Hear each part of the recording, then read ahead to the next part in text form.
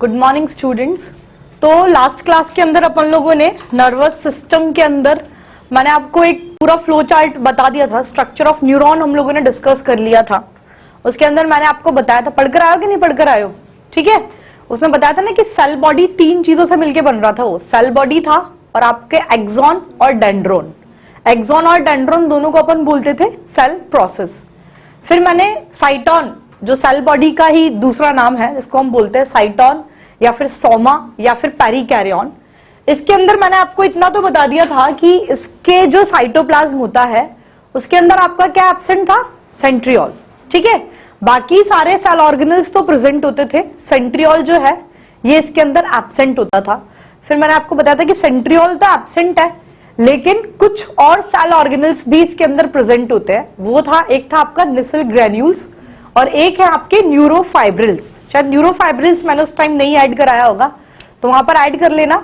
जो कुछ और सेल ऑर्गेनल्स इसके सेल बॉडी के अंदर प्रेजेंट होते हैं, they are the neurofibrils and the Nissl granules. ठीक है, इसके पहले की हम अपने जो सेल प्रोसेस है that is the dendron and the axon, उस पे मूव ऑन करें।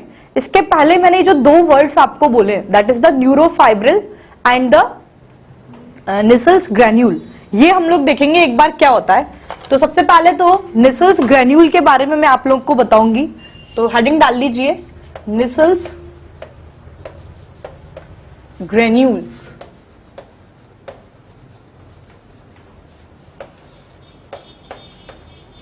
What is this Nissl's granules? तो आपका एंडोप्लाज्मिक रेक्टिकुलम, ठीक है, एंडोप्लाज्मिक रेक्टिकुलम प्लस राइबोसोम। ये एंडोप्लाज्मिक रेक्टिकुलम और राइबोसोम ये दोनों मिलके एक ग्रेन्यूल लाइक स्ट्रक्चर का फॉर्मेशन करते हैं। They form granule like structure. इसको हम बोलते हैं निसल्स ग्रेन्यूल। ठीक है, एंडोप्लाज्मिक रेक्टिकुलम एंड राइबोसोम ये मिलके आपके ग्रेन्यूल लाइक स्ट्रक्चर का फॉर्मेशन करते हैं, जिसे अपन बोलते हैं निसल्स ग्रेन्यूल। ये जो आपके निसल्स ग्रेन्यूल है ना, इसका जो दूसरा की पॉइंट है, इसके अलावा ये क्या होता है हम लोगों ने डिस्कस कर लिया। It is the site for protein synthesis. ठीक है, ये आपके प्रोटीन सिंथेसिस की साइट है निसल्स ग्रेन्यूल। यहां पर प्रोटीन का सिंथेसिस जो है ये आपको देखने को मिलता है। Chemically they are ribonucleoprotein. ठीक है, ये समझ में आया? It is all about the Nissl's granule. और एक और क्या बताया था मैंने, न्यूरोफाइब्रिल्स इसके अंदर प्रेजेंट होते हैं। तो बहुत सारे स्मॉल फाइब्रिल्स जो हैं आपके साइटोप्लाज्म के अंदर प्रेजेंट होते हैं इसके, उसको अपन बोलते हैं न्यूरोफाइब्रिल्स। ये क्या कराते हैं? दे help in the internal conduction. Internal conduction के अंदर इनका रोल है। इसका रोल प्रोटीन सिंथेसिस के अंदर, न्यूरोफाइब्रिल्स का रोल इंटरनल कंडक्शन के अंदर। नाम से ही पता लग रहा है न्यूरोफाइब्रिल्स, यानी कि बहुत सारे जो स्मॉल फाइब्रिल्स आपके जो उसके साइटोप्लाज्म में प्रेजेंट होते हैं उन्हीं को अपन बोलते हैं न्यूरोफाइब्रिल्स। ये दोनों टर्म्स आपको क्लियर है? इसको एक बार लिख लो। Then we will start with the cell processes that is the dendron and the axon. तो आपके निसल्स ग्रेन्यूल क्या होते हैं? Endoplasmic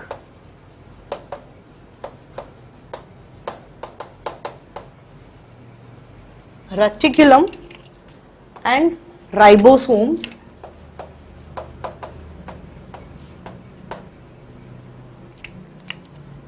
they form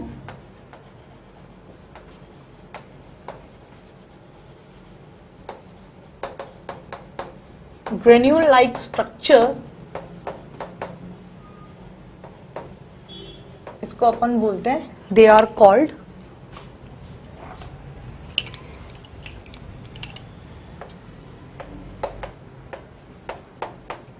Nissl's granule.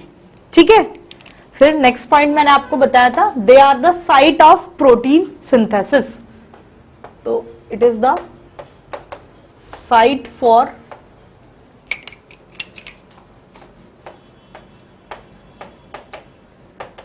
Protein synthesis.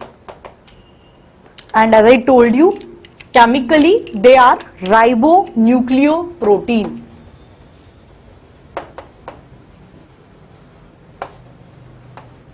Chemically ये क्या है, they are ribonucleoprotein. ठीक है, फिर मैंने आपको नेक्स्ट पॉइंट बताया था आपके न्यूरोफाइब्रिल से रिलेटेड, तो लिख लीजिए आपके न्यूरोफाइब्रिल्स क्या होते हैं। तो many fibrils, many small fibrils लिख लो, many small fibrils are found in cytoplasm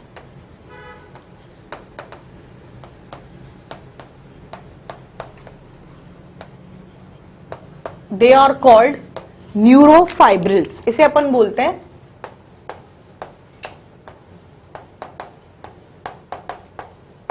इसका रोल क्या है, दे हेल्प इन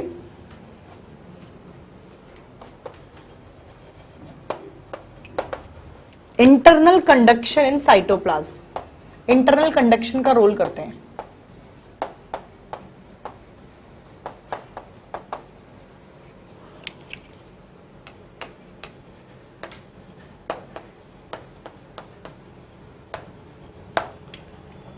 क्लियर है, आया आपको यहां तक समझ में?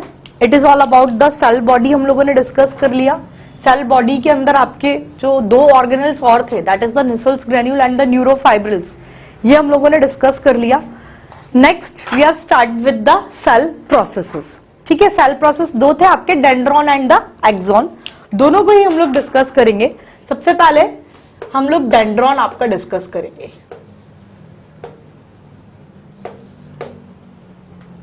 वैसे तो अभी जब मैं डायग्राम बनाऊंगी एक्सॉन के बाद में आपको डायग्राम बनाऊंगी, जिससे कि क्या है, पहले आपको दोनों की थ्योरी एक बार पता लग जाएगी, तो आप उससे रिलेट कर पाएंगे कि क्या है।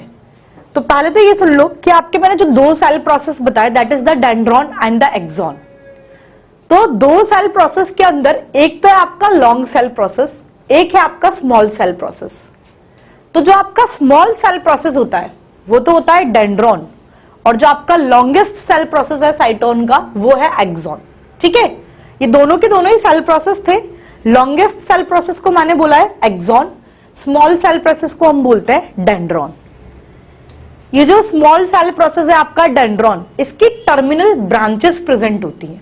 ठीक है, इसकी टर्मिनल ब्रांचेस को हम बोलते हैं डेंड्राइट्स। क्या बोलते हैं इसे? डेंड्राइट्स। और ये जो डेंड्राइट्स हैं, इस पर आपके रिसेप्टर्स प्रेजेंट होते हैं। इन रिसेप्टर्स का काम क्या होगा, ये स्टिमुलस को रिसीव करेंगे और फिर उसका जो भी स्टिमुलस होगा उसका कंडक्शन होगा, ट्रांसमिट करेंगे ना वो इंडक्शन को। तो अब कंडक्शन दो टाइप से होता है, एक होता है आपका सेंट्रीफ्यूगल कंडक्शन, एक होता है आपका सेंट्रीपीटल कंडक्शन। सेंट्रीफ्यूगल यानी कि away from the cell body, और सेंट्रीपीटल यानी कि टुवर्ड्स द सेल बॉडी। कोई बता सकता है कि इसके अंदर कंडक्शन कैसा होता है? आपको थोड़ा बहुत पहले से नॉलेज हो तो इस बारे में। ये इसके अंदर आपका सेंट्रीपीटल कंडक्शन जो है ये देखने को मिलता है। ठीक है, मतलब सिर्फ तीन ही पॉइंट्स मैंने इसके बारे में डिस्कस किए हैं। सबसे पहला पॉइंट तो ये कि स्मॉल सेल प्रोसेस है, इससे रिलेवेंटली ये याद रख लेना कि लॉन्गेस्ट सेल प्रोसेस होता है आपका एक्सॉन। ठीक है, इसकी जो टर्मिनल ब्रांचेस हैं इन्हें हम क्या बोलते हैं? डेंड्राइट्स। और ये जो डेंड्राइट्स हैं इस पर क्या प्रेजेंट होते हैं? आपके रिसेप्टर्स। रिसेप्टर्स का काम क्या है? स्टिमुलस को रिसीव करना। तो वहां से आपके नर्व स्टिमुलस को रिसीव करके, अब रिसीव करके उसको कहीं ना कहीं भेजेगा ना, अपने पास तो रखेगा नहीं, यानी कि ट्रांसमिट करता है। तो इसमें जो नर्व स्टिमुलस को इसने रिसीव किया है, इसके कंडक्शन के दो तरीके हो सकते हैं, या तो सेंट्रीफ्यूगल कंडक्शन या फिर आपका सेंट्रीपीटल कंडक्शन। दोनों के टर्म का मतलब मैं आपको समझा चुकी, वैसे भी आपको पहले भी अपन ये डिस्कस कर चुके हैं। सेंट्रीफ्यूगल, जब सेल बायोलॉजी मैंने आपको पढ़ाया था कि what is centrifugal and what is centripetal, तो आपको पता होना चाहिए। तो जो कंडक्शन के दो तरीके हैं, या तो सेंट्रीफ्यूगल कंडक्शन होगा या तो सेंट्रीपीटल कंडक्शन होगा। इसके अंदर होता है आपका सेंट्रीपीटल। सेंट्रीफ्यूगल कंडक्शन जो है ये आपको एक्सॉन में देखने को मिलेगा। खैर वो अभी जब डिस्कस करेंगे तब आ जाएगा। यहां तक के पॉइंट सभी को क्लियर है इसके बारे में? चलो इसे नोट कर लो। तो डेंड्रॉन के बारे में सबसे पहला पॉइंट तो ये है, it is the small cell process.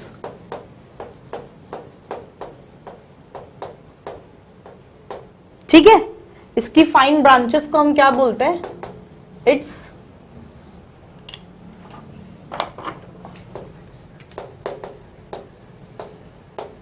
its fine branches, they are called dendrites.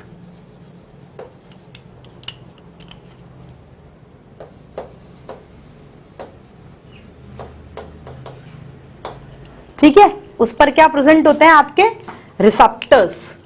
तो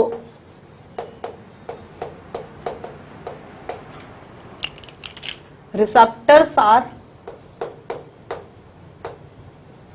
present on dendrites.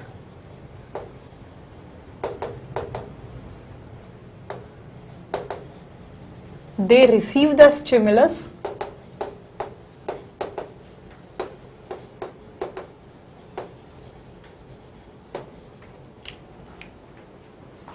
and conduct it, कौन सा मैनर है, सेंट्रीपीटल मैनर के अंदर, and conduct it in centripetal manner.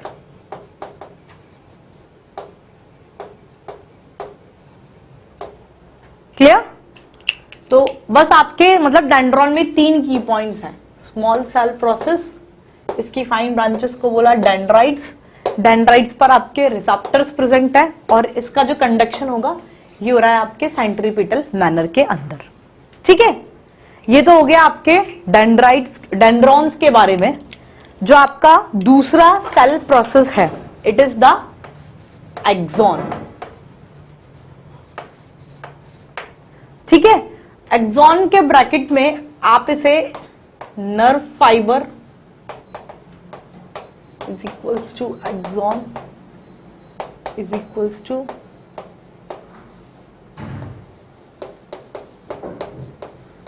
ये भी लिख लो चाहो तो, चाहो तो नहीं, लिख ही लो इसे। ठीक है, क्यों मैंने ऐसे लिखा है, अभी ये तो आपको ये दोनों चीजें तो क्लियर हो गई होंगी। मैंने पहले ही बोल दिया कि एक्सॉन जो है वो आपका लॉन्गेस्ट सेल प्रोसेस है। सेल प्रोसेस लिख लो, ये आपका लॉन्गेस्ट सेल प्रोसेस है, इसलिए इसको ये बोल रहे हैं। ये जो पहला वर्ड है जो मैंने लिखा है नर्व फाइबर, ये क्यों बोलते हैं? क्योंकि आपकी जो नर्व सेल होती है ना, ठीक है, नर्वस सिस्टम डिस्कस कर रहे हैं, तो नर्व की जो सेल है आपकी, उसका जो फंक्शनल यूनिट होती है वो होती है एक्सॉन, इसीलिए इसको अपन नर्व फाइबर भी बोल सकते हैं। ठीक है, रीजन क्या है? बिकॉज एक्सॉन जो है it is the functional unit of nerve cell, that's why it is also referred as the nerve fibre. ठीक है, ये भी लिखाऊंगी, पर ये चीज आपको यहाँ वर्ड से ये चीज क्लियर हो जानी चाहिए कि नर्व फाइबर इसे क्यों बोल रहे हैं। क्लियर है सभी को? अब इसके बारे में सबसे पहला पॉइंट तो ये जो आपको यहां से ही रिलेवेंटली मैंने आपको बताया था कि it is the longest cell process of cyton. ठीक है, इट इज द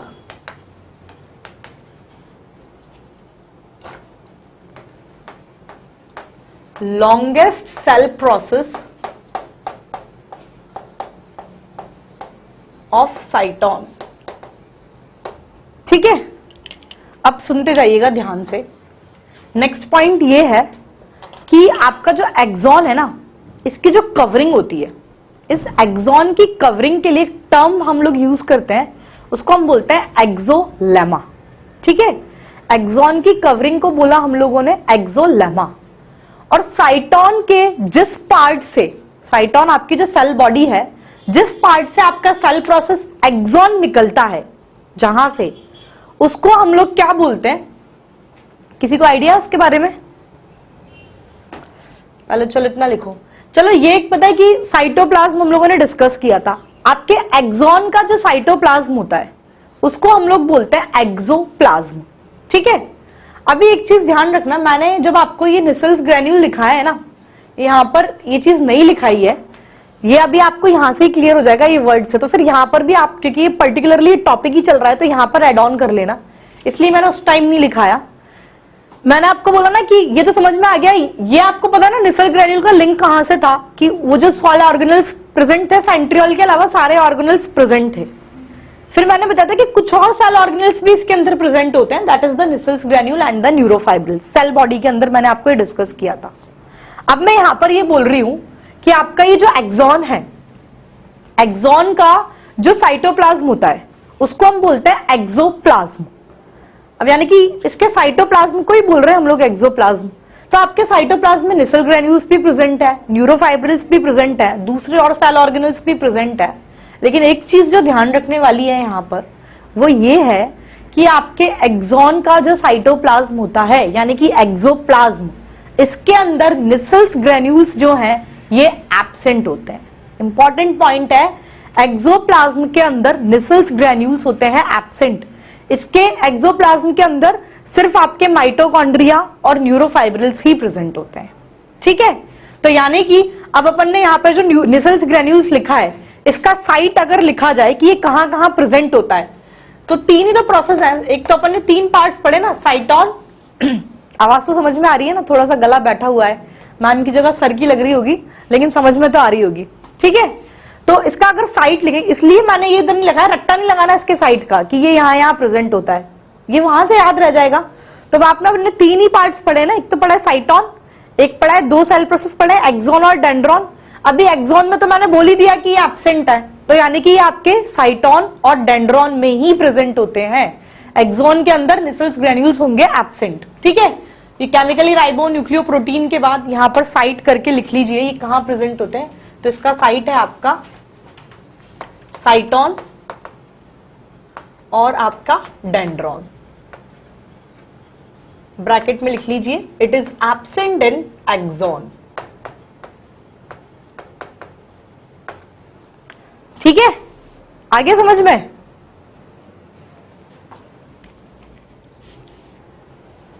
ठीक है, तो लिख लो अब इसके बाद इतना पॉइंट तो लिख लो। ये मैंने बता दिया आपको लॉन्गेस्ट सेल प्रोसेस है, एक्सॉन की कवरिंग को बोलते हैं एक्सोलेमा, तो लिख लीजिए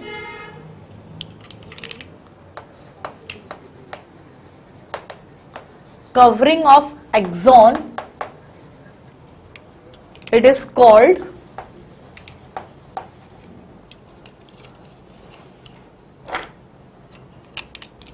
एक्सोलेमा।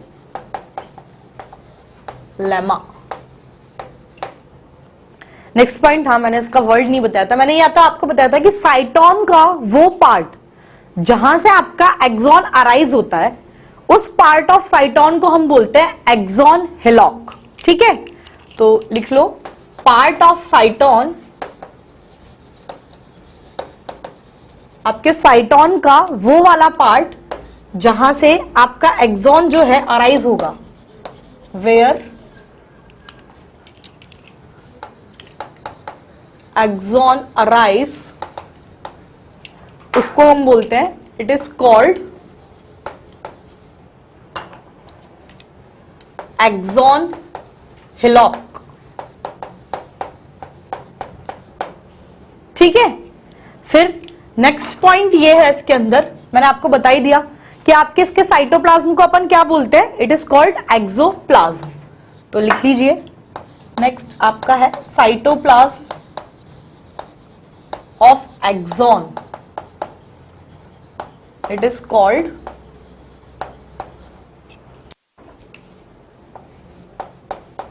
एक्सोप्लाज्म। फिर एक्सोप्लाज्म से रिलेटेड मैंने आपको पॉइंट बताया था कि इसके एक्सोप्लाज्म में क्या प्रेजेंट नहीं होगा, तो लिख लीजिए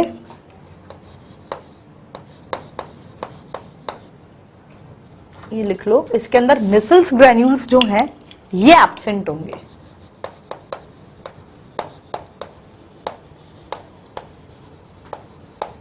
Nissl's granules they are absent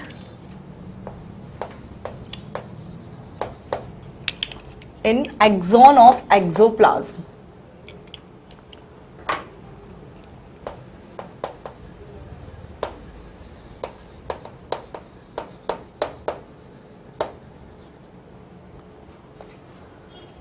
ठीक है, ये निसल्स ग्रेन्यूल्स जो है इसके अंदर एब्सेंट है। तो फिर आपके इसके एक्सोप्लाज्म में प्रेजेंट क्या है, तो लिख लीजिए एक्सोप्लाज्म कंटेन, इसके एक्सोप्लाज्म के अंदर आपके सिर्फ न्यूरोफाइब्रिल्स और माइटोकॉन्ड्रिया प्रेजेंट होते हैं। तो it contain only neurofibrils and mitochondria.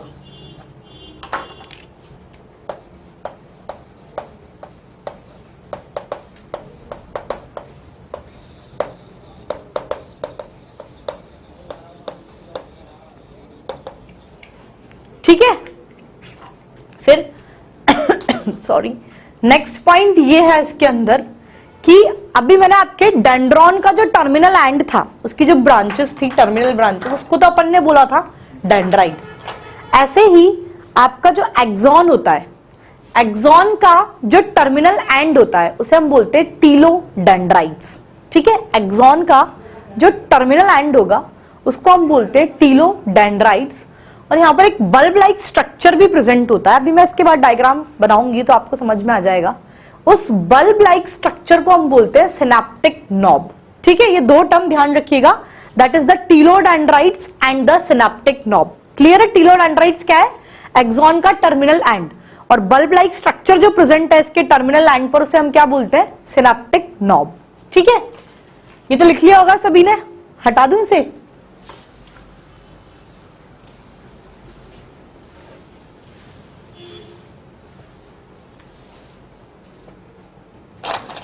तो लिखिए next point,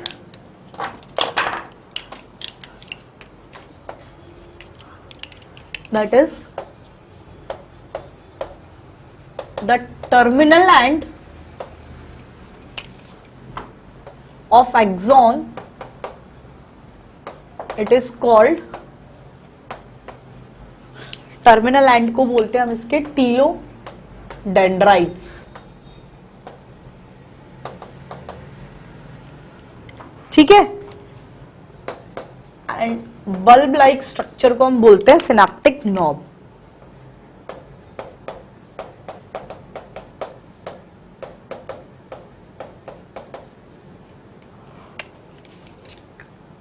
it is called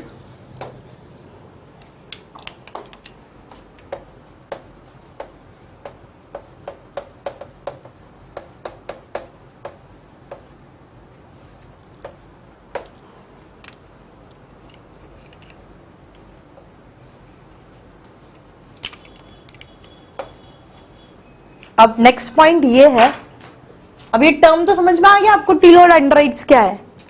ये जो आपका टीलोडेंड्राइट्स होता है ना, इसके अंदर बहुत सारे माइटोकॉन्ड्रिया प्रेजेंट होते हैं। लार्ज नंबर में माइटोकॉन्ड्रिया जो है आपके टीलोडेंड्राइट्स के अंदर प्रेजेंट होते हैं। ये क्या करते हैं? ये आपके एक न्यूरोट्रांसमीटर जिसका नाम है एसिटाइल कोलाइन, ठीक है, न्यूरोट्रांसमीटर एसिटाइल कोलाइन का सिंथेसिस कराते हैं। ठीक है, इसके अंदर बहुत सारे माइटोकॉन्ड्रिया प्रेजेंट होते हैं which help in the synthesis of neurotransmitter acetylcholine with the help of choline acetyl transferase enzyme। ठीक है, तो लिख लो, many mitochondria are present in टीलोडेंड्राइट्स। इसका रोल क्या है? Which help in the, it help in the synthesis of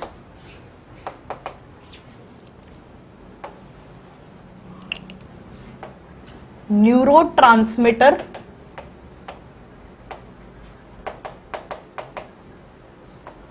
acetyl कोलाइन। किसकी मदद से इसका सिंथेसिस कराते हैं ये? तो इसका सिंथेसिस जिस एंजाइम की हेल्प से होता है, जिस एंजाइम का रोल है इसके अंदर, it occur with the help of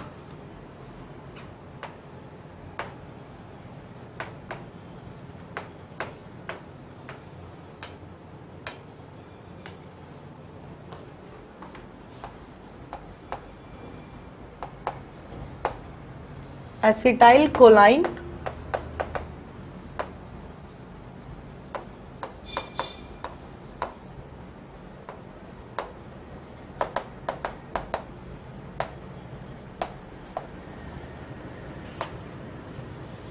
ठीक है।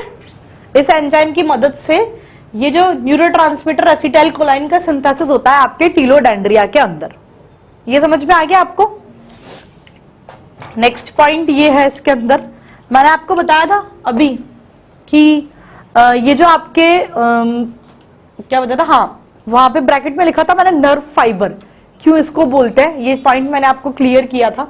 इसके पहले आप चाहो तो ये लाइन, वैसे तो इतनी सारी जगह मैंने पढ़ाया है तो ये आ गया होगा समझ में, ये लिख लेना पर फिर भी कि आपका जो एक्सॉन है it is the longest cell process, it have 5 branches, ठीक है। इसके जो डिस्टल एंड्स होते हैं it has the distal branches, और वो जो ब्रांचेस के टर्मिनल एंड पर आपके सिनेप्टिक नॉब प्रेजेंट होते हैं। वो जो बल्ब लाइक स्ट्रक्चर को मैंने बोला सिनेप्टिक नॉब, इस सिनेप्टिक नॉब के अंदर सिनेप्टिक वेसाइकल्स प्रेजेंट होते हैं, और इन सिनेप्टिक वेसाइकल्स के अंदर एक केमिकल जिसे हम बोलते हैं न्यूरो हार्मोन्स, ये प्रेजेंट होते हैं, ठीक है। ये लिख लो आप।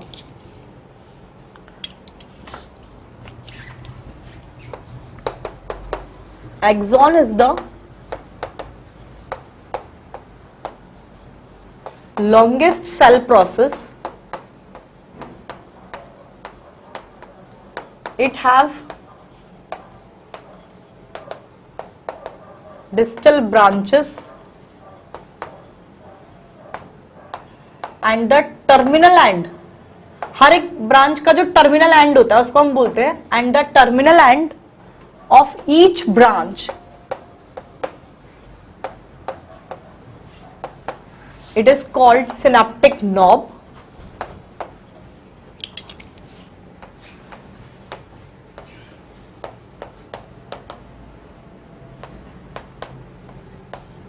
इस सिनेप्टिक नॉब में क्या होता है, विच कंटेन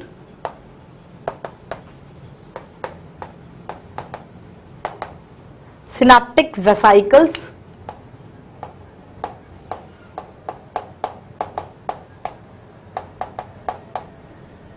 और इन सिनेप्टिक वेसाइकल्स के अंदर एक केमिकल प्रेजेंट होता है in which a chemical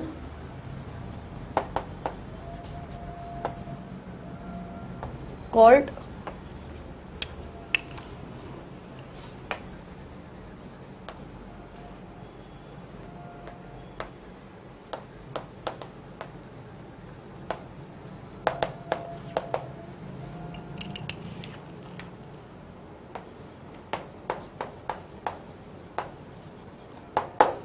it is present, ठीक है। फिर वो लिख लो आपका कि ये जो एक्सॉन जो होता है ना, it is the functional unit of nerve cell, that's why it is also referred as the nerve fibre. It is the last point regarding to this, that is axon it is the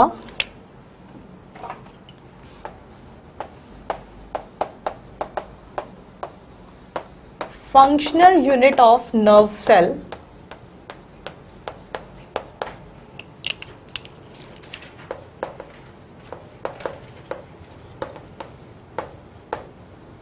that's why it is also referred as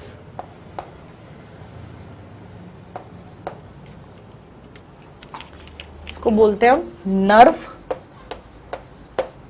fibre.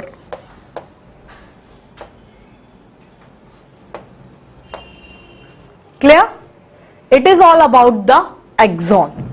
अब हम लोग axon और dendron के बारे में difference discuss करेंगे, उसका diagram देखेंगे। उसके पहले आप इतना नोट कर लीजिए,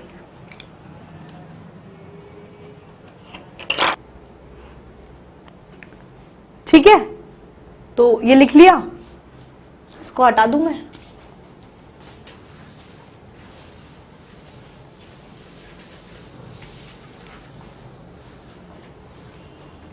इसके बाद इसके अंदर एक्सॉन और डेंड्रॉन अपन दोनों डिस्कस कर चुके ना, इन दोनों के बीच में डिफरेंस देख लो आप।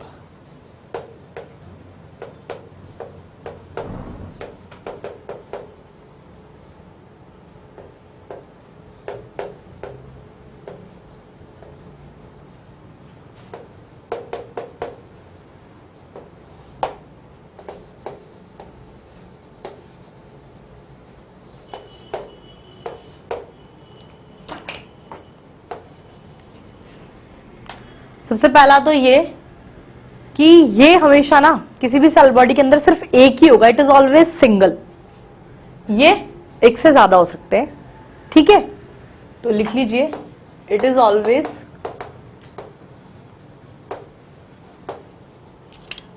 ऑलवेज सिंगल इन नर्व फाइबर।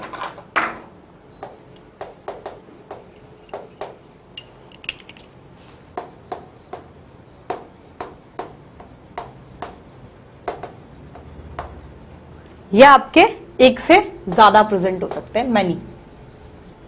ठीक है, दूसरा डिफरेंस ये है, ये आपको सबको वेल नोन है कि एक्सॉन के अंदर आपके, इसके अंदर निसल्स ग्रेन्यूल्स जो है ये एब्सेंट होते हैं, इसके अंदर प्रेजेंट होते हैं। ठीक है, तो लिख लीजिए, इसके अंदर निसल्स ग्रेन्यूल्स इज एब्सेंट, इसके अंदर आपके निसल्स ग्रेन्यूल्स जो हैं ये प्रेजेंट होते हैं। ठीक है, तीसरा जो डिफरेंस है मैंने आपको बताया, एक्सॉन जो है it is the longest cell process. ठीक है, ये है आपका लॉन्गेस्ट सेल प्रोसेस। डेंड्रॉन जो है it is the small cell process. ये भी ऑलरेडी पता था। फोर्थ जो डिफरेंस है ये भी हम लोग को पता है, it is about it's conduction. इसके अंदर कैसा है आपका सेंट्रीफ्यूगल कंडक्शन, इसके अंदर है आपका सेंट्रीपीटल कंडक्शन। सेंट्रीपीटल यानी कि towards the cell body, centrifugal यानी कि away from the cell body आपका नर्व का कंडक्शन होता है। तो कंडक्शन के बारे में नेक्स्ट डिफरेंस लिखो, इट इज सेंट्रीफ्यूगल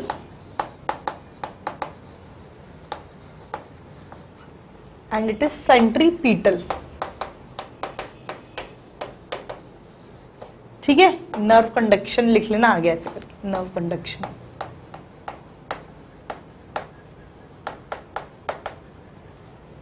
क्लियर?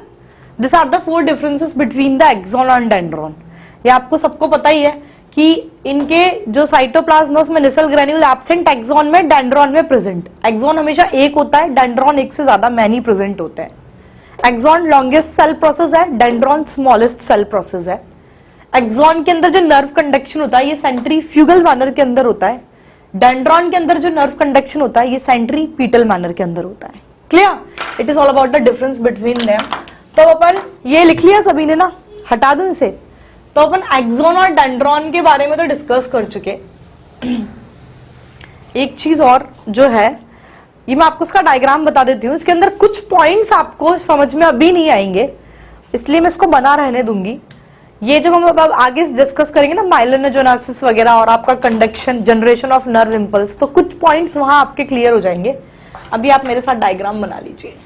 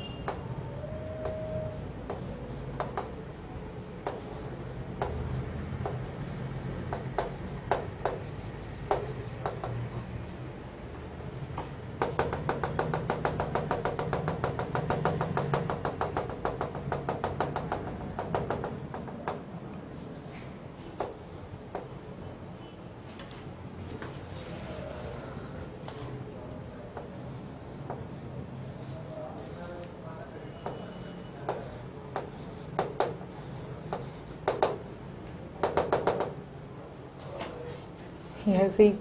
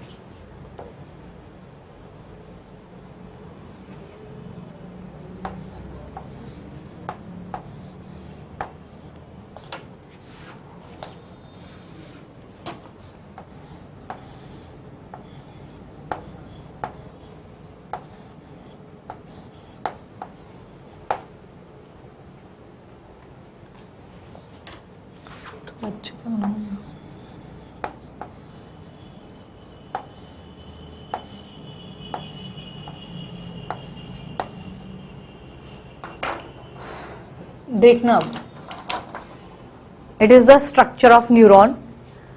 अब देखने में ऐसे सुंदरता पे तो जाना मत, बहुत जरूरत से ज्यादा ही सुंदर होगा, पर देखो कहने का मतलब ये है, इसके अंदर ये जो मैंने बनाया, आपको 3 पार्ट्स बताए थे मैंने, एक था आपका सेल बॉडी और 2 आपके सेल प्रोसेस थे, that is the dendron and the axon. ठीक है, तो ये वाला जो मैंने आपका पार्ट बनाया है, ये है आपका, यहां करती हूँ, सॉरी, इट इज द साइटोन, यानी कि आपकी सेल बॉडी है। ठीक है, अब आपको ध्यान होगा इसके साइटोन में मैंने बताया था, इसका जो साइटोप्लाज्म प्रेजेंट होता है, इसके अंदर सारे सेल ऑर्गेनल्स प्रेजेंट होते हैं, निसल ग्रेन्यूल्स प्रेजेंट थे। ठीक है, और आपका सेंट्रियोल लेकिन इसके अंदर एब्सेंट था, तो ये जो मैंने आपका ऐसे से बनाया है ना, it is the Nissl's granule.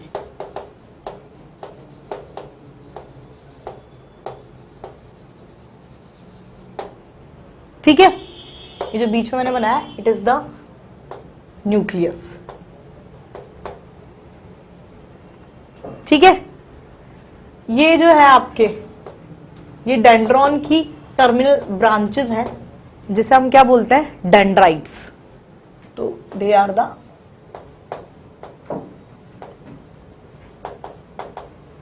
Dendrites. अभी आपको ये समझ में नहीं आएगा, कोई बात नहीं, अभी सिर्फ लिख लो, मैं आपको फिर बताऊंगी।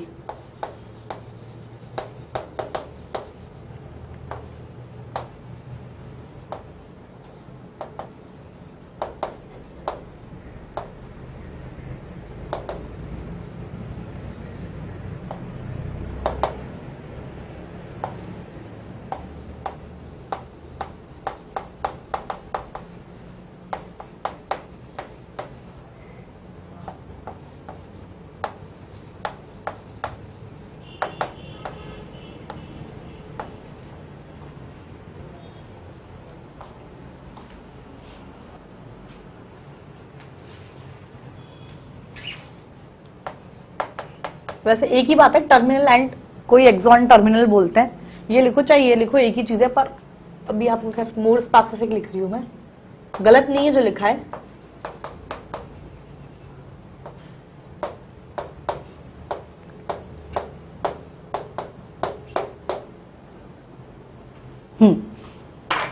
अभी इसमें देखो कुछ टर्म्स तो अब सब छोड़ दो, बना लिया होगा सबने।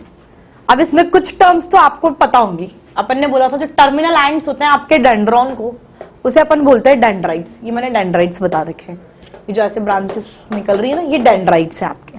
ठीक है, एक बताया था इसमें सेल बॉडी होती है, ये आपकी सेल बॉडी यानी कि साइटोन है। इसके अंदर ये आपके ये जो प्रेजेंट है, it is the Nissl's granule.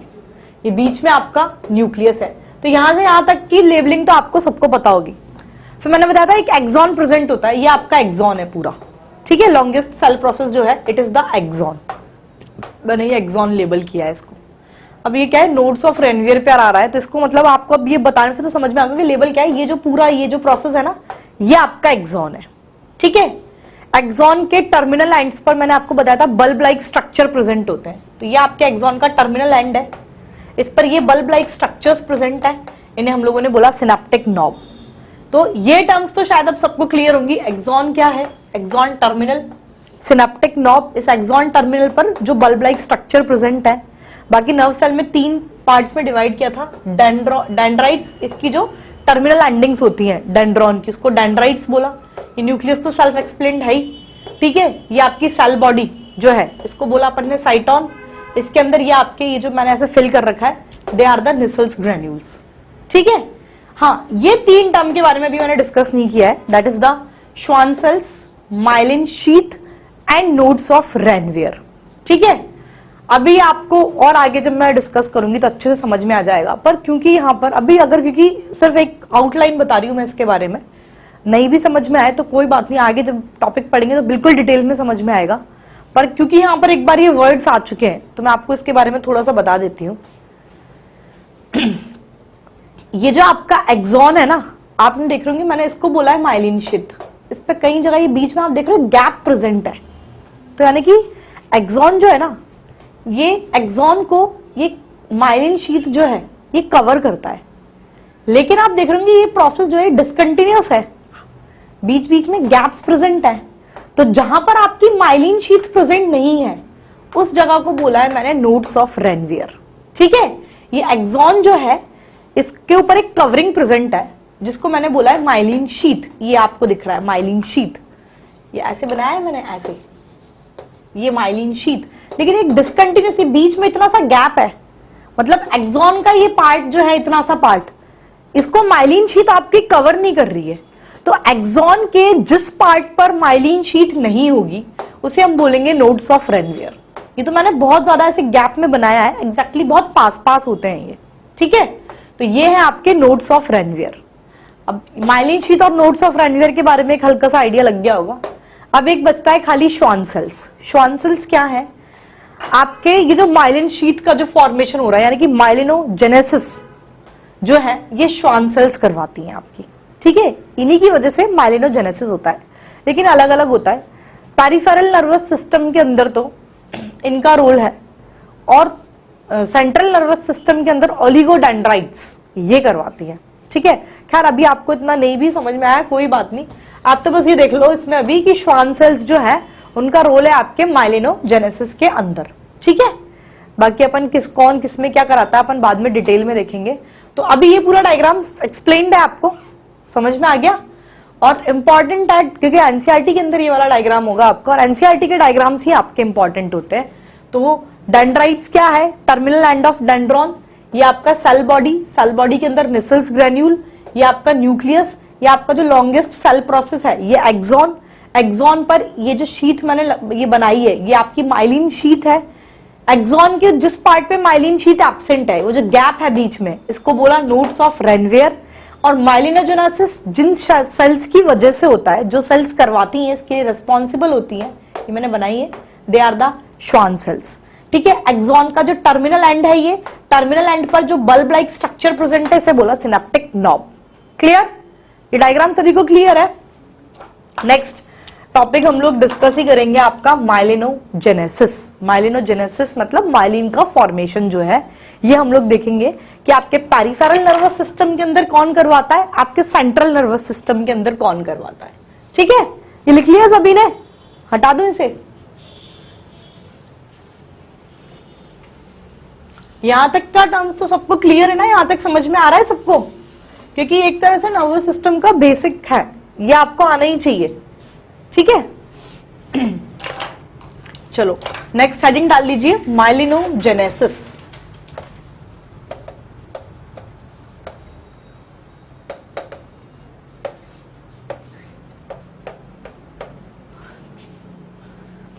Spelling mistake की है इसलिए हटाना पड़ता है, आप लोग बहुत जल्दी कैच कर लेते हो, छोटी छोटी मिस्टेक्स भी नहीं छोड़ते हो। मां स्पेलिंग मिस्टेक कर दिया, आता ही नहीं होगा। हाँ चलो माइलिनोजेनेसिस। तो पहले मैंने बताया आपको सेंट्रल नर्वस सिस्टम और पेरिफेरल नर्वस सिस्टम दोनों के अंदर अलग अलग है। तो हम लोग सबसे पहले पेरिफेरल नर्वस सिस्टम के अंदर पढ़ेंगे कि पेरिफेरल नर्वस सिस्टम में ये कैसे क्या होता है। In peripheral nervous system that is PNS।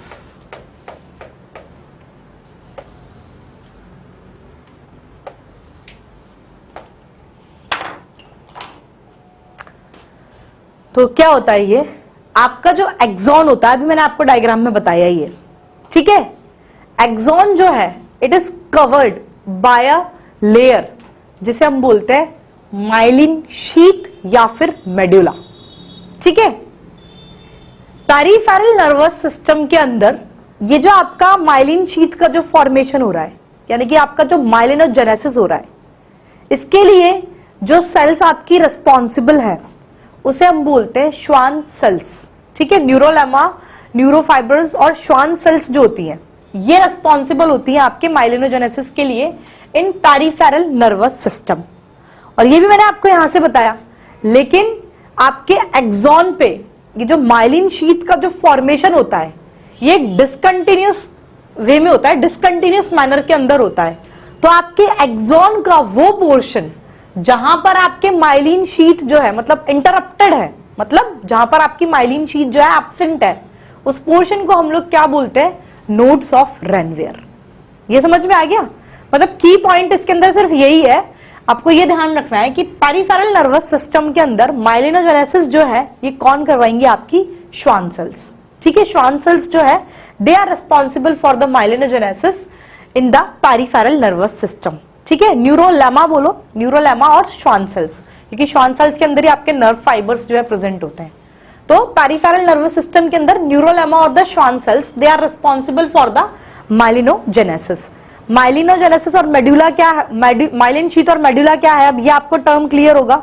Nodes of Ranvier क्या है, ये आपको टर्म क्लियर होगा। ये तो हमने की पेरिफेरल नर्वस सिस्टम की बात। अब अगर हम लोग सेंट्रल नर्वस सिस्टम की बात करें तो आपके सेंट्रल नर्वस सिस्टम के अंदर आपकी ये जो सेल्स इसके लिए जो रिस्पॉन्सिबल थी, दैट इज द न्यूरोलेमा और द श्वान सेल्स, ये वहां पर एब्सेंट होती है। तो फिर वहां पर माइलिनोजेनेसिस कौन करवाता है? यहां पर तो वही करवा रही है, सेंट्रल नर्वस सिस्टम में तो वो है ही नहीं। तो वहां पर जो है आपके माइलिनोजेनेसिस के लिए जो सेल्स रिस्पॉन्सिबल होती है, they are known as oligodendrocytes. Clear? Central nervous system में ओलिगोडेंड्रोसाइट, पेरिफेरल नर्वस सिस्टम में आपकी Schwann cells. Clear?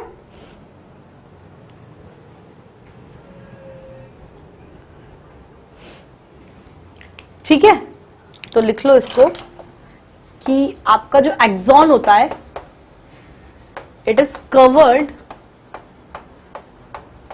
Bye a layer of phospholipid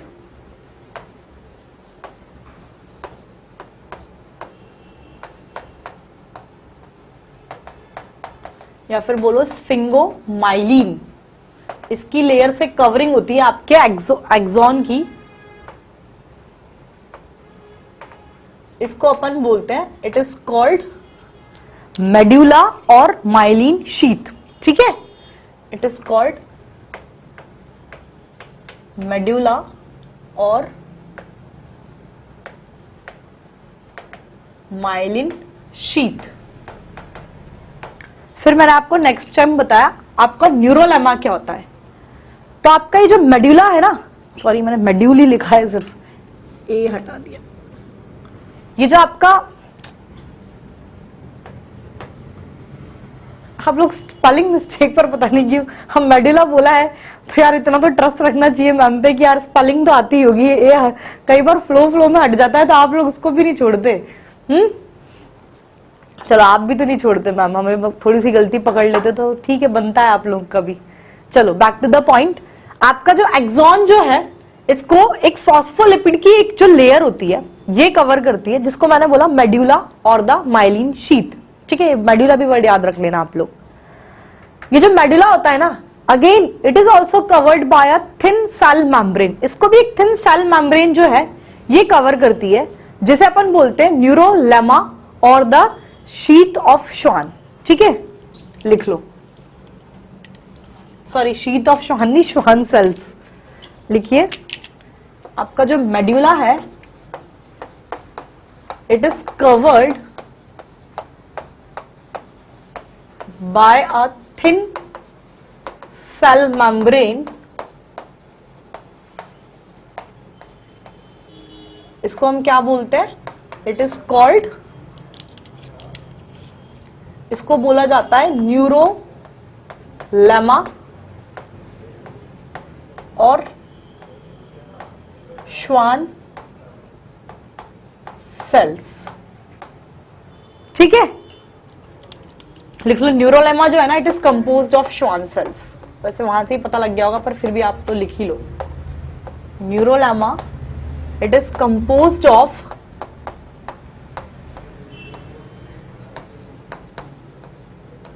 श्वान सेल्स।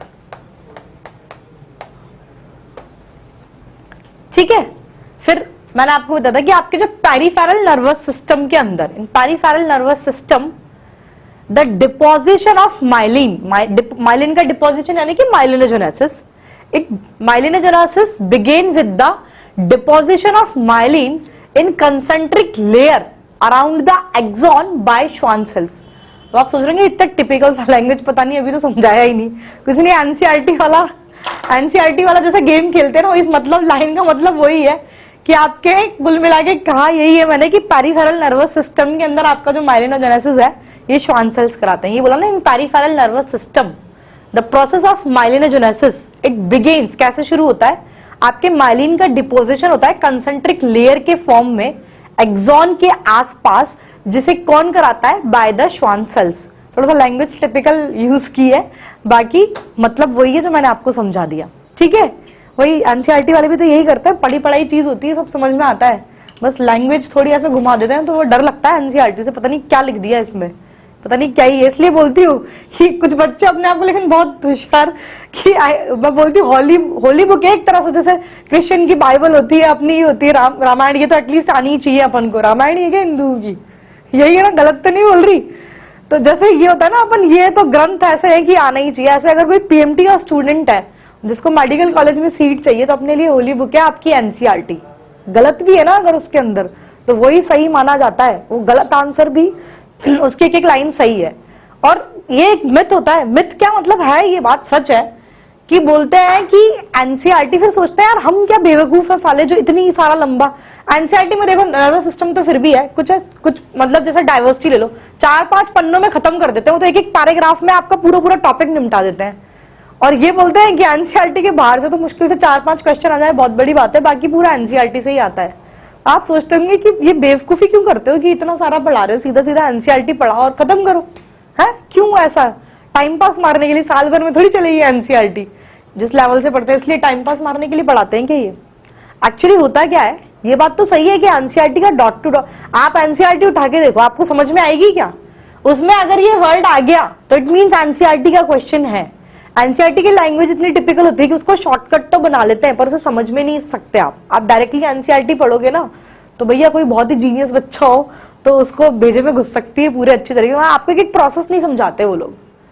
तो इसीलिए बोलते हैं कि पहले क्लास लो, क्लास में क्या है अपन बहुत ही सिंपलर वे में पढ़ते हैं, क्लास लो, क्लास में आपको एक चीज समझ में आएगी, उसके बाद आप एनसीईआरटी पे स्विच करोगे ना तो आपको पूरी पिक्चर क्लियर होती है माइंड में, हाँ ये है ये है ये है, तो समझ में आ जाता है। और कुछ बच्चे क्या करते हैं, पहले एनसीईआरटी उठाते हैं, पहले एनसीईआरटी से 3 घंटे बर्बाद कर दिए एक टॉपिक पढ़ने में, फिर क्लास नोट्स पर स्विच करते हैं, सोचते हैं यार पहले ये, तो बहुत गलत तरीका है। एनसीईआरटी पढ़नी चाहिए पर एनसीईआरटी शुरुआत ऐसे एनसीईआरटी से मत करा करो, पहले क्लास पढ़ो, क्लास में जो पढ़ाया उसके बाद एनसीईआरटी। अब आप सोचते होंगे कि आप पढ़ा रहे हो तो अगर आप अपना ये प्रमोशन टाइप्स कर रहे होंगे कि पहले मेरी क्लास पढ़ो, मेरी नहीं, ये सही बात है, पढ़कर देख लेना आपको डिफरेंस समझ में आ जाएगा। पहले क्लास पढ़ो उसके बाद एनसीईआरटी पढ़ो तो टाइम कम लगेगा।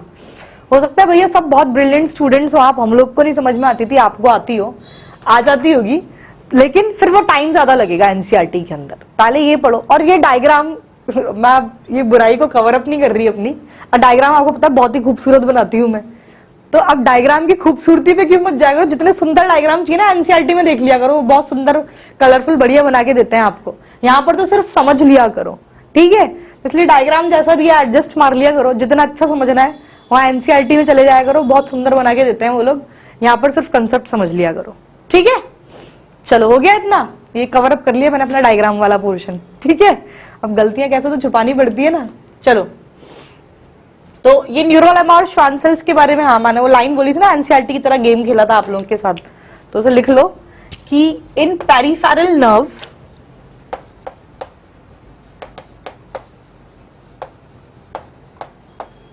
क्या होता है, आपका जो माइलिनोजेनेसिस है,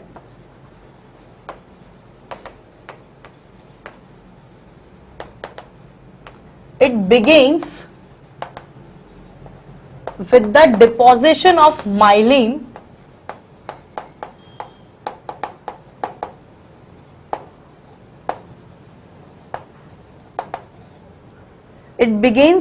deposition of myelin around the axon by Schwann cells। ये बिल्कुल रास्ता ये, जैसे कोई कवि होते हैं जो बोलने में जो एक्सपर्ट होते हैं ना, वो क्या अपन को भी वो बात पता होती है लेकिन उनका प्रेजेंटेशन का वे इतना इलाबोरेट करके इतना सुंदर सजा के कर देते हैं, अपन ही घूम जाते हैं यार ये क्या बोल रहा है। ये वही वाला गेम है जो एनसीईआरटी भी खेलती है, इसमें अपन ने खेल लिया, ठीक है, बाकी कहने का मतलब वही है कि पेरिफेरल नर्वस सिस्टम के अंदर आपका जो माइलिनोजेनेसिस है ये कौन कराता है? आपका श्वान सेल्स करवाते हैं। ठीक है, फिर ये लिख लो, ये तो मैंने बता दिया कि एक्सॉन के अराउंड में आपके माइलिन शीट का डिपोजिशन हो गया। मैंने आपको बताया कि नोड्स ऑफ रेनवियर क्या होते हैं, तो आपका वो पार्ट जो माइलिन शीट जो है ये लिख लो। चलो, फॉर्मेशन ऑफ माइलिन शीट ये डिसकंटिन्यूअस है एक्सॉन के ऊपर, it is discontinuous in axon.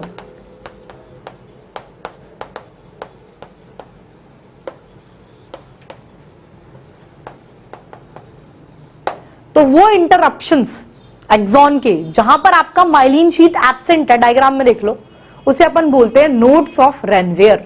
ठीक है, तो those interruptions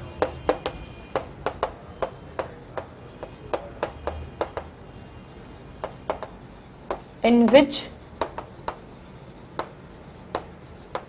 myelin sheath is absent around axon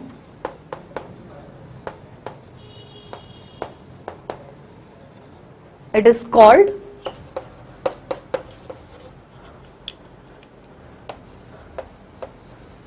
nodes of Renvier।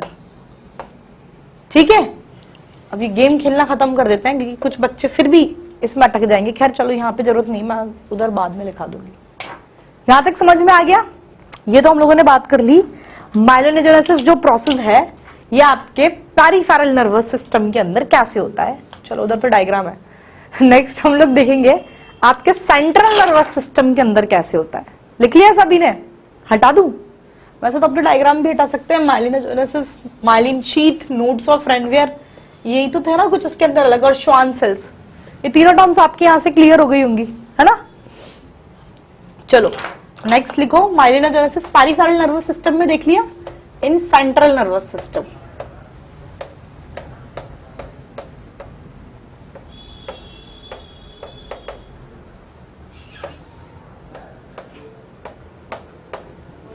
ठीक है, तो लिखो सेंट्रल नर्वस सिस्टम के अंदर क्या होता है।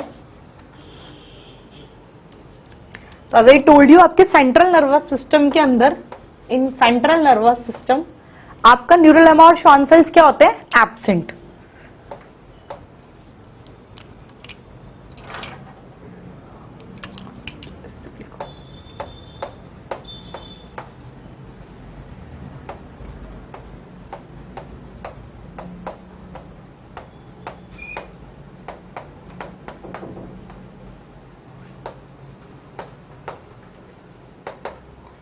ठीक है, न्यूरोलेमा और Schwann cell central nervous system के अंदर तो आपके होते हैं एब्सेंट। तो सेंट्रल नर्वस सिस्टम के अंदर आपके माइलिनोजेनेसिस जो है ये करवाते हैं oligodendrocytes.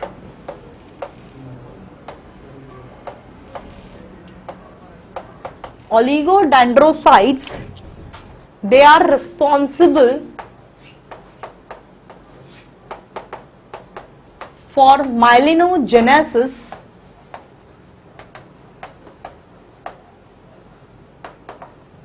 In central nervous system. Clear? अभी तक जो मैंने माइलिनोजेनेसिस पूरा जो आपका पैराग्राफ ये जो पढ़ाया है, सेंट्रल नर्वस सिस्टम और पेरिफेरल नर्वस सिस्टम, इसका जो की पॉइंट है मैं इस ब्रैकेट में लिख रही हूं। इतना पढ़ लो। अब आप सोच रहे होंगे पहले ही लिखा देते ना, कि इतनी मगजमारी करा दी। सिर्फ इतना पढ़ लो तो ये पूरा आगे पढ़ने की कोई जरूरत ही नहीं है, पूरा इसी के अंदर है।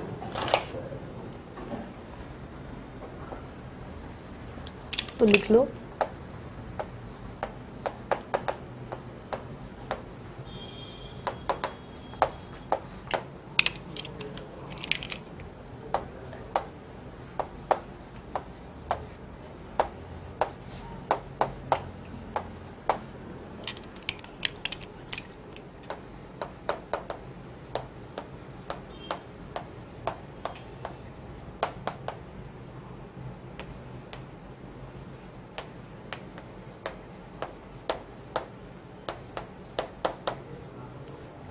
ठीक है, बस इतना बहुत है ये 2 लाइन में। बाकी वो भले ही पूरे दोनों पैराग्राफ नहीं पढ़ो तो चलेगा, यहां से समझ में आ जाएगा।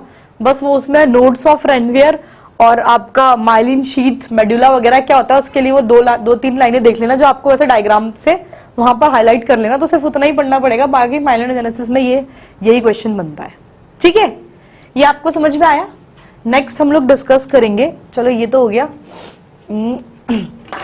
हाँ, एक चीज जो है, अब एक होता है आपके माइलिनेटेड नर्व फाइबर और एक होता है आपके नॉन माइलिनेटेड नर्व फाइबर। ये दोनों कहां प्रेजेंट होते हैं ये लिख लिया सभी ने, और अब तो ये तीनों टर्म्स भी क्लियर है, अच्छे से हटा दो इसे।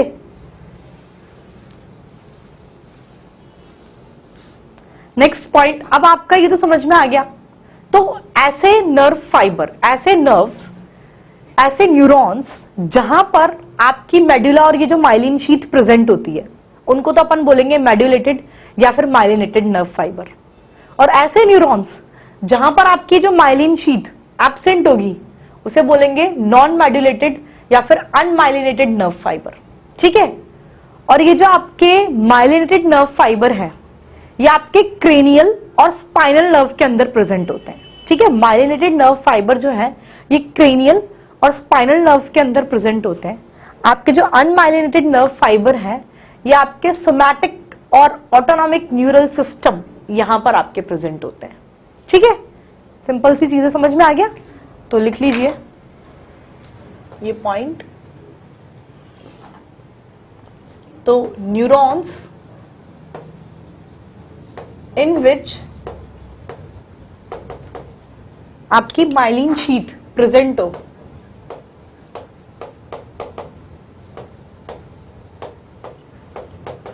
in which myelin sheath is present,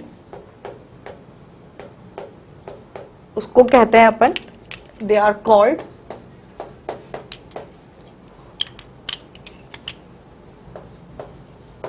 medulla. क्यों बोल रहे हैं समझ में आ रहा होगा ना, मेडुलेटेड, मेडुला बोला था ना मैंने माइलिन शीथ को, तो they are called मेडुलेटेड और माइलिनेटेड नर्व फाइबर। ठीक है, एंड न्यूरॉन जिसके अंदर आपका ये एब्सेंट हो, इन विच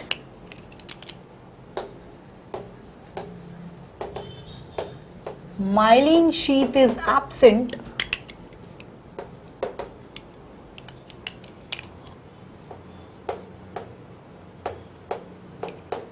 उसको अपन बोलते हैं दे आर कॉल्ड नॉन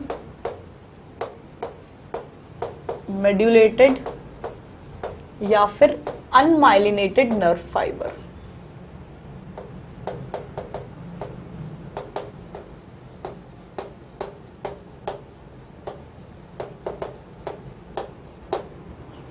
ठीक है, और ये जो आपके माइलिनेटेड नर्व फाइबर है ये आपको प्रेजेंट होते हैं, ये लिख लो, ये एनसीईआरटी की लाइन है। अब मैं जो लिखा रही हूं ये जो पैराग्राफ है ये आपके एनसीईआरटी का है, तो इंपॉर्टेंट है, इसलिए बोला है मैंने एनसीईआरटी का है, ये एज इट इज लिख लेना। जो आपके माइलिनेटेड नर्व फाइबर हैं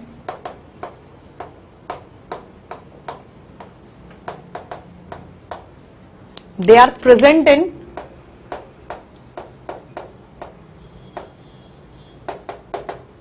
ये आपके क्रेनियल और स्पाइनल नर्व के अंदर प्रेजेंट होते हैं।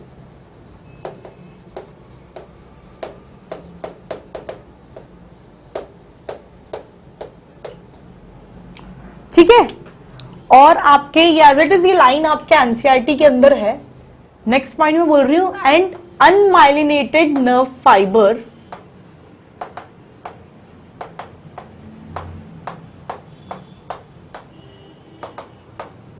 They are enclosed by the Schwann cells. ठीक है, अनमाइलिनेटेड नर्व फाइबर जो है श्वान सेल्स से एनक्लोज्ड होती है, और ये जो श्वान सेल्स हैं ये आपके माइलिन का फॉर्मेशन डेफिनेटली नहीं करेंगी एक्सॉन के पास, और ये आपके सोमैटिक और ऑटोनॉमिक नर्वस सिस्टम में प्रेजेंट होती है। मतलब कुल मिला के ध्यान यही रखना है कि अनमाइलिनेटेड नर्व फाइबर ऑटोनॉमस और सोमैटिक नर्वस सिस्टम में प्रेजेंट होती है, बट ये एज इट इज लाइन आपके एनसीईआरटी के अंदर है, इसलिए इसको समझ लेना कि they are enclosed by the Schwann cells और ये अनमाइलिनेटेड है, तो यहां से ये तो पता है कि श्वान सेल्स इसके अंदर माइलिन का फॉर्मेशन एक्सॉन के आसपास नहीं करेंगी, और ये कहां प्रेजेंट है ये आपको पता होना चाहिए। ठीक है, ये ट्विस्टेड लैंग्वेज है, लेकिन ये आपको इसलिए याद रखनी है यही लैंग्वेज में because it is the line of NCERT which is very important from the examination point of view. Clear? Unmyelinated nerve fibre, it is enclosed by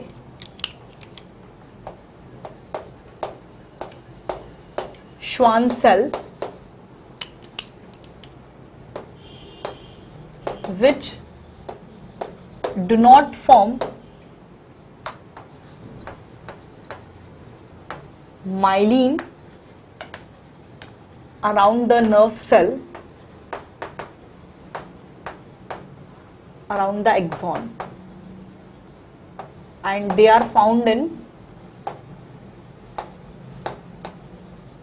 ये आपकी प्रेजेंट होते हैं somatic and autonomous nervous system के अंदर। Clear?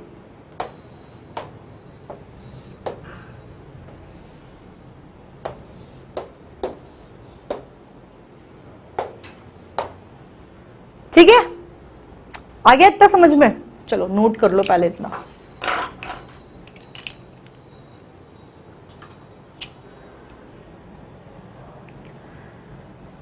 चलो एक छोटा सा टॉपिक, छोटा सा पॉइंट और लिख लो, उसके बाद अपन तो नेक्स्ट क्लास में कंटिन्यू करेंगे इसके आगे। तो आपने सुना होगा ग्रे मैटर और व्हाइट मैटर के बारे में, सुना है? किसके अंदर क्या कैसे होता है? पहले तो चलो इसके कंपोजिशन लिख लो, आपके ग्रे मैटर के अंदर क्या है और व्हाइट मैटर के अंदर क्या है।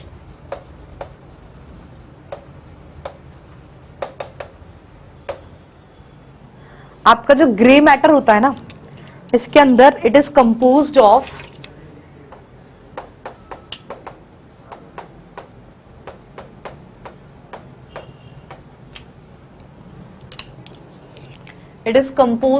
Nerve cell. ठीक है, इसमें आपका नर्व सेल, साइटोन और माइलिनेटेड नर्व फाइबर्स प्रेजेंट होते हैं।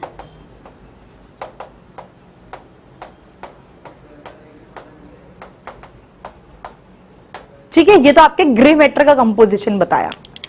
ऐसे ही आपका जो व्हाइट मैटर है,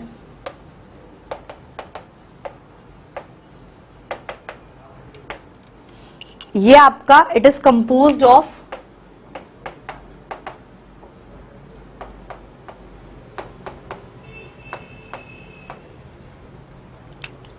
नॉन माइलिनेटेड लिखना मैंने शायद, अनमाइलिनेटेड नर्व फाइबर है ये। ठीक है, जो आपका व्हाइट मैटर होता है it is composed of myelinated nerve fibre.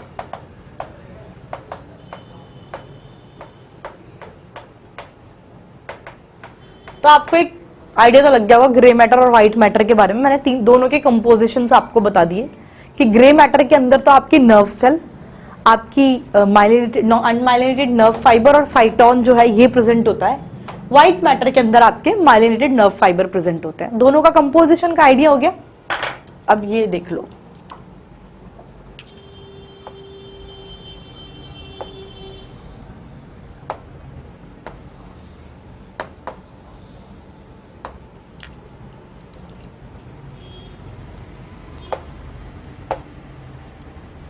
अभी ऐसे ही बना लो, फिर मैं बता दूंगी आपको क्या है।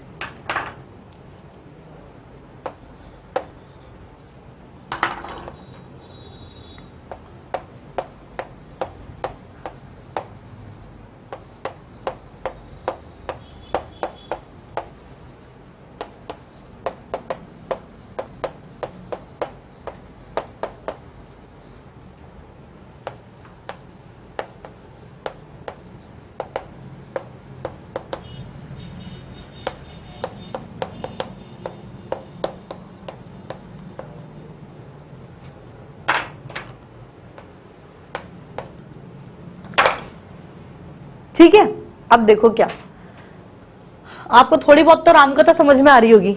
ग्रे मैटर व्हाइट मैटर का कंपोजिशन समझ में आ गया। अब आप देखो अंदर की साइड व्हाइट मैटर बनाया एक सर्कल में मैंने, और ये बाहर वाला बनाया है ग्रे मैटर।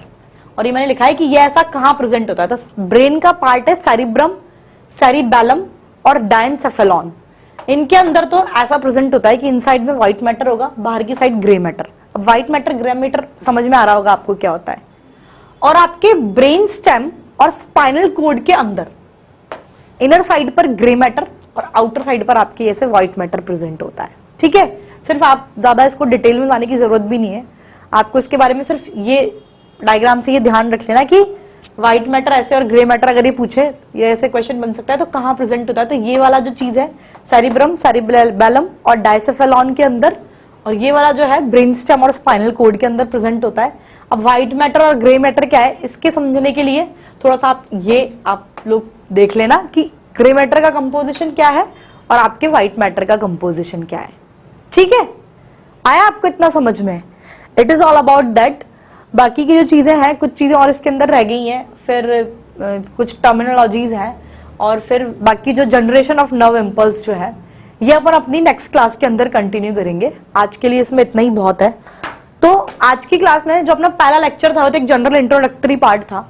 ठीक है, मैंने इसमें बोला था कि आपको नहीं, वो उसमें बोला था। ठीक है तो पहला तो इंट्रोडक्टरी पार्ट था, पूरा अपन ने डिटेल में देख लिया था कि जिससे कि आपको माइंड में ये चीज क्लियर हो, सेंट्रल नर्वस सिस्टम क्या है, ऑटोनॉमिक नर्वस सिस्टम क्या है, किसके क्या, पूरा वो फ्लो चार्ट आपको पता होना चाहिए। ऐसे ही अपन ने नर्व टिश्यू के बारे में देखा था कि 3 पार्ट्स कौन कौन से हैं। ठीक है, सेल बॉडी क्या है, फिर सेल प्रोसेस थे 2, that is the dendron and axon. Cell process में जो सबसे पहला जो सेल बॉडी थी ये अपन ने वही डिस्कस कर लिया था। सेल बॉडी में एक पॉइंट जरूर ध्यान रखना, ही मैंने आज की क्लास में भी आपको रिपीट करवाया था कि इसमें जो साइटोन जो सेल बॉडी होती है ना, इसके साइटोप्लाज्म के अंदर सारे सेल ऑर्गेनल्स प्रेजेंट होते हैं एक्सेप्ट सेंट्रियोल। सेंट्रियोल का रोल किसके अंदर है? सेल डिवीजन के अंदर। अब ये इसमें एब्सेंट है, इसीलिए नर्व सेल में आपके सेल डिवीजन एब्सेंट होता है। ठीक है, फिर कुछ एक्स्ट्रा सेल ऑर्गेनल्स मैंने आपको बताए थे, that is the Nissl's granule and the neurofibril. अब भी कोई चीज बहुत ध्यान से सुनना, पूरा 1 घंटे की क्लास 5-10 मिनट में रिवाइज हो जाएगी अगर आपने ध्यान से सुनी होगी तो। ठीक है, तो मैंने आपको बताया था कि इसके जो सेल ऑर्गेनल्स हैं इसमें निसल ग्रैन्यूल और न्यूरोफाइब्रिल्स प्रेजेंट होते हैं। निसल ग्रैन्यूल से रिलेटेड एक जो की पॉइंट था वो ये था कि निसल ग्रैन्यूल, अब आपके 2 सेल प्रोसेस है ना, एक्सॉन और डेंड्रॉन, इसमें एक्सॉन में एब्सेंट होता है, तो बाकी क्या बचा? डेंड्रॉन और साइटोन। यानी कि निसल ग्रैन्यूल कहाँ मिलेगा आपको? साइटोन में मिलेगा और डेंड्रॉन में मिलेगा। कहाँ नहीं मिलेगा? एक्सॉन में नहीं मिलेगा। निसल ग्रैन्यूल था क्या? तो आपका एंडोप्लाज्मिक रेक्टिकुलम प्लस राइबोसोम, ये दोनों मिलके एक ग्रैन्यूल लाइक स्ट्रक्चर का फॉर्मेशन करते हैं जिसे हम बोलते हैं Nissl granule. Chemically they are ribonucleoprotein, और ये किसकी साइट थे? For the protein synthesis. ये पढ़ा था हम लोगों ने। न्यूरोफाइब्रिल तो एक छोटी सी लाइन थी कि बहुत सारे स्मॉल फाइब्रिल्स जो हैं आपके प्रेजेंट होते हैं साइटोप्लाज्म के अंदर, उसे अपन बोलते हैं न्यूरोफाइब्रिल्स। इंटरनल कंडक्शन के अंदर इनका रोल था। ठीक है, फिर हम लोगों ने डेंड्रॉन्स और एक्सॉन सेल प्रोसेस पर हम लोग ने कंटिन्यू किया था। तो डेंड्रॉन के बारे में वो डायग्राम वाला पेज स्किप कर लो, आप अच्छे से समझ में आएगा। डेंड्रॉन और एक्सॉन में डिफरेंस याद रख लेना। एक चीज तो ये कि डेंड्रॉन तो आपका स्मॉल सेल प्रोसेस है, एक्सॉन आपका लॉन्गेस्ट सेल प्रोसेस था सेल बॉडी का। ठीक है, डेंड्रॉन की जो टर्मिनल ब्रांचेस थी, डायग्राम में भी दिखाया था मैंने, उसको अपन ने क्या बोला था? डेंड्राइट्स। एक चीज वहां पर ये मैंने बताई थी कि जो डेंड्राइट्स होते हैं ना, वहां पर क्या प्रेजेंट होते हैं? रिसेप्टर्स। क्योंकि आपने डिफरेंस वाला जब चार्ट पढ़ाया तो मैंने बताया कि डेंड्रॉन्स में है सेंट्रीपीटल कंडक्शन, एक्सॉन में है सेंट्रीफ्यूगल कंडक्शन। तो नर्व इंपल्स का कंडक्शन होगा ना, तो कंडक्ट करने के लिए सबसे पहले रिसीव तो करें। तो आपके डेंड्राइट्स पर आपके रिसेप्टर्स प्रेजेंट होते हैं। ये जो रिसेप्टर्स हैं ये आपके स्टिमुलस को लेंगे और यहां से आपके उस नर्व स्टिमुलस का कैसा सेंट्रीपीटल कंडक्शन होता है। सेंट्रीपीटल सेंट्रीफ्यूगल टर्म आपको क्लियर होनी चाहिए। ठीक है, सिर्फ ये देखा था हमने डेंड्रॉन के बारे में। नेक्स्ट हम लोगों ने एक्सॉन के बारे में देखा। तो सबसे पहली चीज तो वहां से ही वो याद हो जाएगी डेंड्रॉन से कि ये आपके लॉन्गेस्ट सेल प्रोसेस है। ब्रैकेट में मैंने नर्व फाइबर भी लिखाया था, बताया क्योंकि ये आपकी जो नर्व सेल्स की फंक्शनल यूनिट होती है एक्सॉन, इसलिए they are referred as the nerve fibre. ठीक है, फिर मैंने आपको एक्सोलेमा एक टर्म बताई थी, क्या होता है कि एक्सॉन की जो कवरिंग होती है उसे हम बोलते हैं एक्सोलेमा। और एक टर्म था एक्सॉन हिलॉक। हाँ, एक्सॉन हिलॉक से रिलेटेड एक पॉइंट मैं आपको भूल गई, वो अब याद आ जाएगा। पहले तो ये जो बताया था एक्सॉन हिलॉक का, मैंने बताया था कि आपके साइटोन का वो पार्ट जहां से आपका एक्सॉन अराइज हो रहा है उसको हम बोलते हैं एक्सॉन हिलॉक। एक्सॉन हिलॉक से रिलेटेड एक पॉइंट जो मैंने वहां मिस किया तो रिवाइज करते हैं तो याद हो जाता है कि आप छूट दिया। एक्सॉन हिलॉक को आपका ट्रिगर जोन बोलते हैं, क्योंकि आपके जो पोटेंशियल जो, इसको बस इतना ही लिख लो, एक्सॉन हिलॉक को अपन ट्रिगर जोन भी बोलते हैं, it is the trigger zone, ठीक है। फिर मैंने आपको बताया था कि इसका जो साइटोप्लाज्म होता है एक्सॉन का, उसे क्या बोलते हैं, एक्सोप्लाज्म। अब एक्सोप्लाज्म में क्या प्रेजेंट है क्या एब्सेंट है तो आपको ऑलरेडी पता है, रट्टा लगाने की जरूरत है ही नहीं कि इसमें नेसल ग्रैन्यूल्स तो एब्सेंट होंगे, तो आपके न्यूरोफाइब्रिल्स और माइटोकॉन्ड्रिया ही प्रेजेंट होते हैं, ठीक है। फिर आपको बताया था कि जो एक्सॉन जो है उसका जो डिस्टल पोर्शन है, ठीक है, उसमें बहुत सारी टर्मिनल ब्रांचेस प्रेजेंट होती हैं, ठीक है। और ये जो ब्रांचेस हैं, इसकी हर एक ब्रांच के टर्मिनल एंड पर एक बल्ब लाइक स्ट्रक्चर प्रेजेंट होता है, जिसे हम क्या बोलते हैं, सिनेप्टिक नॉब। इस सिनेप्टिक नॉब में क्या होते हैं, आपके सिनेप्टिक वेसाइकल्स। इन सिनेप्टिक वेसाइकल्स में केमिकल फील्ड होता है जिसे अपन बोलते हैं न्यूरोट्रांसमीटर, ठीक है। फिर मैंने इसके टर्मिनल एंड को अपन बोलते हैं टीलोडेंड्राइट्स।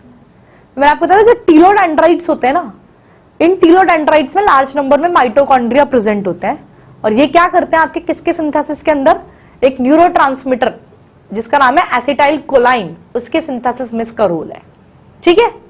ये आया आपको, ये सब पढ़ा अपन ने एक्सॉन के बारे में। तो अभी आपका पूरा स्ट्रक्चर तो डिस्कस हो गया, that is the cell body और द साइटोन और द सोमा और द पेरिकैरियन, सारे सिनोनिम थे उसके, ठीक है। और डेंड्रॉन क्या है और एक्सॉन क्या है ये हमें क्लियर हो गया। इसके बाद क्या पढ़ा था अपन ने, क्या पढ़ाया था इसके बाद, मैंने डेंड्रॉन और एक्सॉन के बीच में डिफरेंस डिस्कस किया था। हाँ, उसके बाद माइलिनोजेनेसिस पढ़ाया था। माइलिनोजेनेसिस के अंदर, अब वो पूरा नाम का तो गाऊंगी नहीं, लैंग्वेज का जो खेल है वो तो आप देख लेना। वो क्यों मैं बोलती हूँ लैंग्वेज, आप सोच रहे हो इजी लैंग्वेज में, क्योंकि कई बार क्वेश्चन जो है ना एनसीईआरटी से पिकअप होता है अगर, तो वो लैंग्वेज भी एज इट इज यूज कर लेते हैं, इसीलिए बोलते हैं कि जो टिपिकल लैंग्वेज है ये भी एक बार समझ लिया करो, ठीक है।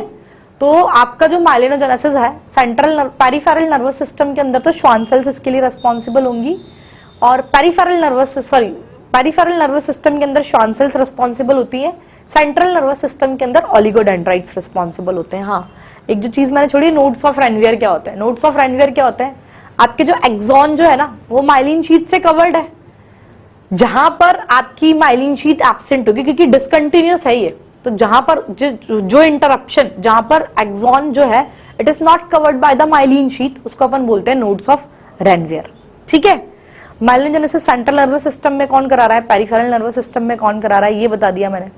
फिर अपन ने देखा था माइलिनेटेड और अनमाइलिनेटेड नर्व फाइबर क्या होते हैं। क्लियर बात है, माइलिन शीथ जहां पर प्रेजेंट जिन न्यूरॉन्स में वो माइलिनेटेड, और द मेडुलेटेड नर्व फाइबर जहां पे एब्सेंट वो नॉन मेडुलेटेड और अनमाइलिनेटेड नर्व फाइबर। फिर ये मैंने बताया था, की पॉइंट तो यही है पर लाइन एनसीईआरटी के इसलिए इसको ट्विस्टेड लैंग्वेज में याद रखना है। माइलिनेटेड नर्व फाइबर तो आपके स्पाइनल और क्रेनियल नर्व्स में प्रेजेंट होते हैं। अनमाइलिनेटेड नर्व फाइबर जो है ये आपके सोमैटिक और ऑटोनॉमिक नर्वस सिस्टम में प्रेजेंट होंगे। अनमाइलिनेटेड नर्व फाइबर से एक चीज ध्यान रखना, अनमाइलिनेटेड नर्व फाइबर जो है they are enclosed by the Schwann cells. अब वैसे तो आपके श्वान सेल्स का काम क्या है, आपके पेरिफेरल नर्वस सिस्टम में माइलिनोजेनेसिस कराते हैं, यानी कि माइलिन शीथ का डिपोजिशन, लेकिन डेफिनेट सी बात है ये क्या है, माइलिनेटेड नर्व फाइबर, तो इनके पास जो श्वान सेल्स हैं वो माइलिन शीथ का फॉर्मेशन नहीं करेंगी, यही लिखा है। They are enclosed by the Schwann cell which do not form myelin sheath around the axon, और ये प्रेजेंट होते हैं आपके ऐसे सोमैटिक और द ऑटोनॉमिक नर्वस सिस्टम के अंदर। क्लियर, यहां तक आया सबको समझ में। फिर ग्रे मैटर और व्हाइट मैटर तो आपको याद करना था कि ग्रे मैटर और व्हाइट मैटर का कंपोजिशन देख लेना, फिर ये ऐसा किस में प्रेजेंट होता है ये आप ध्यान रख लेना। Clear, it is all about the today's lecture. इसके आगे से अपन नेक्स्ट क्लास में कंटिन्यू करेंगे, और नेक्स्ट क्लास के अंदर एक इंपॉर्टेंट टॉपिक आपका शुरू होगा इस नर्वस सिस्टम का ही, तो बेसिक्स अपन लोग डिस्कस कर रहे थे, दैट इज द जनरेशन और the conduction of nerve impulse. 3 stages है उसके अंदर आपका, एक पोलराइजेशन, डीपोलराइजेशन एंड रीपोलराइजेशन, जिसे अपन रेस्टिंग स्टेज और एक्साइटिंग स्टेज और एक और क्या बोलते हैं ये नेक्स्ट क्लास में ही देखेंगे, ठीक है। बस कहानी मूवी के बारे में थोड़ा सा हिंट दे देते हैं, पूरी कहानी अभी नहीं बताते, ठीक है। तो ये बहुत इंपॉर्टेंट टॉपिक है, इसलिए बता रही हूँ आज की, कल जो बच्चे बंक मारने का सोच रहे हो मत मारना, क्योंकि इस चैप्टर का बहुत ही इंपॉर्टेंट टॉपिक कल की क्लास में शुरू होने वाला है, ठीक है। पर मैंने बोला कि बेसिक है, इसका मतलब ये नहीं कि कल का आज का पढ़ के ही नहीं बैठो, आज का पढ़ के जरूर बैठना कल की क्लास में। ठीक है, थैंक यू।